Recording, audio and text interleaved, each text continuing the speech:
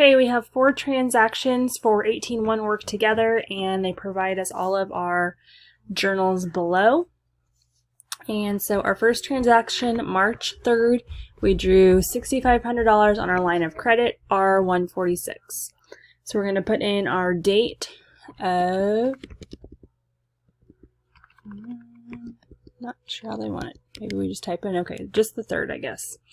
And then our account title is going to be line of credit.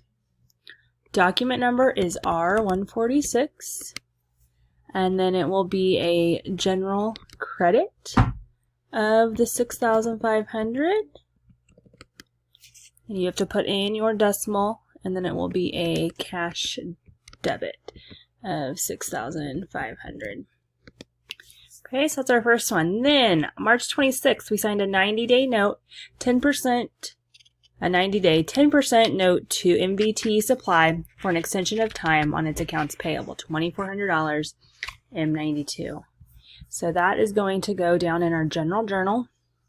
So our date is the 26th, and then our account title is going to be accounts, there's AP, how do they do it? Okay, let me try typing in just our business name, MVT.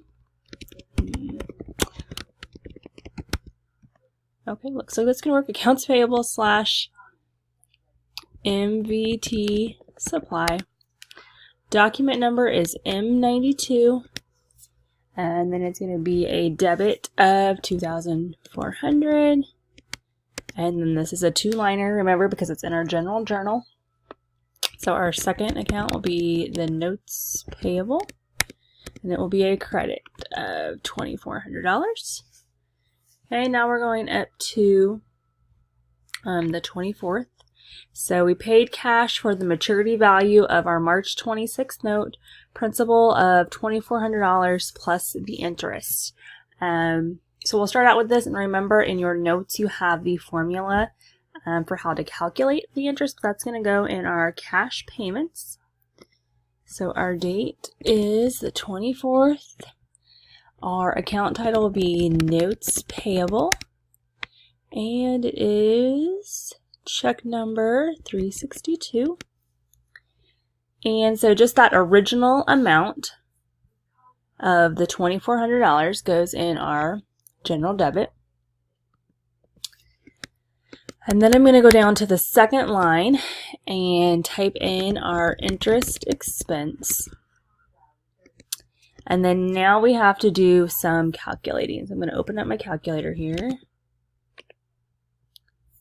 And so we take the $2,400 times our interest rate, which is 10%. So I'm going to do times 0.1. And I'm just going to get that answer just because I don't have a fancy calculator. So that's 240. Then the next step is times, and it has a fraction of a year. So since I can't do fractions on this, I'm just going to figure out what that amount is first. And so when did we take out this loan? March 26th. So March 26th to April 26th, May 26th, June 24th is going to be, let's see, there's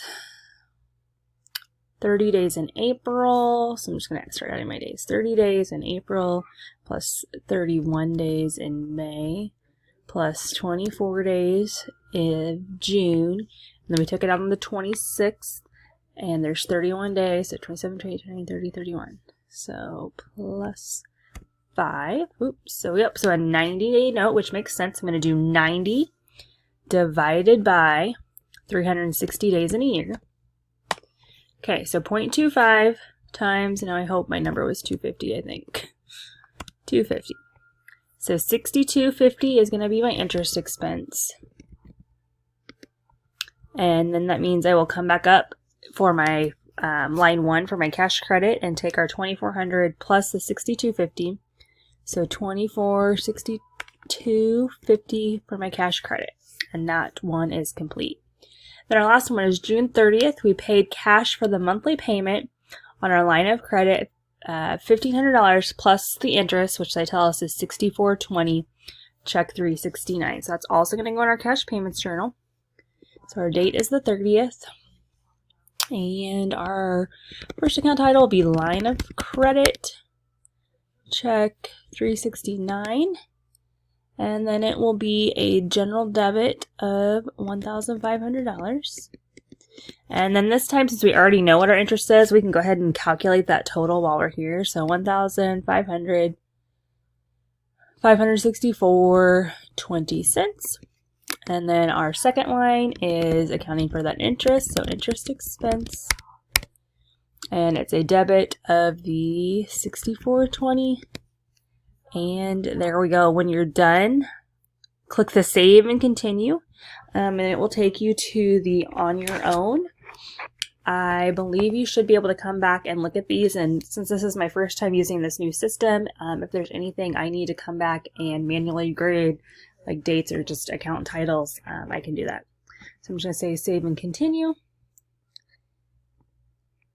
And then here you are on the on your own.